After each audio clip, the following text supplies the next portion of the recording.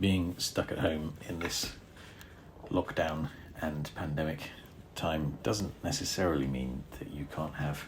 some of the outdoor pleasures, like making coffee outside, as long as you have a fire pit friendly balcony or garden. You can either make it on a very low heat like this if you've got a lot of patience, or preferably you need to get the fire a little bit higher, but rest it on a well-established log and wait for the smoky coffee to come through.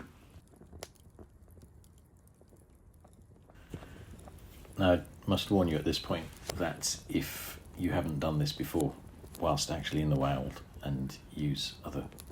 coffee makers like I do, that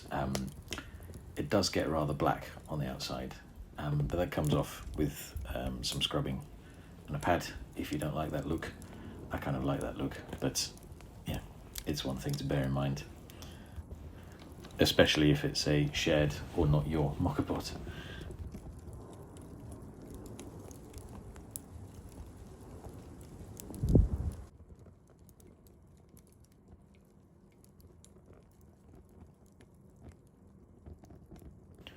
It's amazing how even in the middle of a pandemic you can still hear planes going overhead in London. Your mileage may vary on that where you are, so it's not a true feeling of being out in the middle of nowhere, obviously, if a plane's buzzing overhead, but it is better than nothing, and it's as good as you're going to get for a while. But that has got me thinking,